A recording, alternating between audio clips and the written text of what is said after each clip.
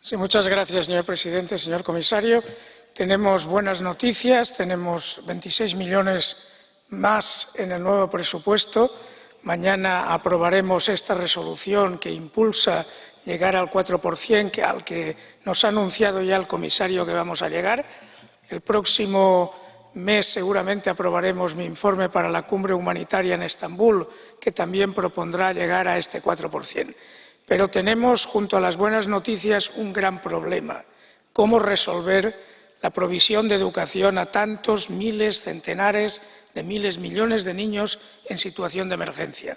Porque la educación es determinante para el futuro de los niños, pero es también determinante para el futuro de las sociedades de las que forman parte. La educación, el conocimiento, es la única energía inagotable e irreemplazable, y las sociedades que no tienen acceso a ese conocimiento están llamadas a fracasar en el futuro.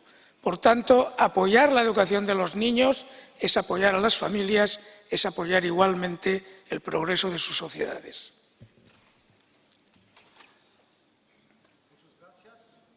Thank you. On behalf of ECR Group, Madam Deputy Jana Žitňanská. 1 minute, please. Ďakujem veľmi pekne, pán predsedajúci. Miliónom detí vojnové konflikty bránia navštevovať školu, v ktorej by mohli nielen nadobudnúť pocit bezpečia, ale aj víziu v lepšiu budúcnosť ako pre seba, tak aj pre svoju krajinu. Vzhľadom k tomu, že vzdelávanie nie je prioritou